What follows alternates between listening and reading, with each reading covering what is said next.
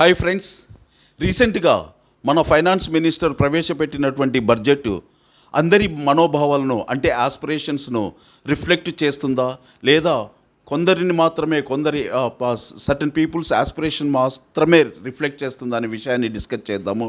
Hi, I am Muniswamy, social worker and motivational speaker. ఈసారి ప్రవేశపెట్టినటువంటి బడ్జెట్లో ఓన్లీ అప్పర్ క్యాస్ట్ బ్యూరోక్రాట్స్ మాత్రమే ఇన్వాల్వ్ చేసిందని, మరి ఎస్సీ ఎస్టీ బ్యూరోక్రాట్స్ను ఓబీసీలో ఉన్నటువంటి ఆఫీసర్స్ను చాలా తక్కువ మందిని ఇన్వాల్వ్ చేశారని ఒక క్రిటిసిజం వచ్చింది. దీనివల్ల ఏం జరుగుతుందంటే పూర్ యొక్క ఆస్పిరేషన్స్ను మనుగడలోకి తీసుకోవడం లేదనిపిస్తుంది. ఈ విషయాన్ని శ్రీ రాహుల్ గాంధీ గారు పార్లమెంట్లో కూడా ప్రస్తావించారు.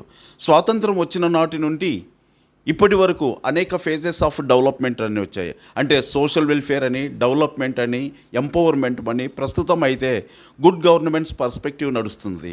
What is good governance? Good governance is almost synonymous to the social development. Good గవర్నెన్స్లో it is expected that all people should participate in the policy making. కానీ ఇక్కడ poor and deprived sections involve కాకపోతే budget ప్రాసెస్లో ఈ IAS officers, those who come from deprived backgrounds, they expected that reflect the aspirations of the people. So it is absent in the case of recent budget making processes. Thank you very much.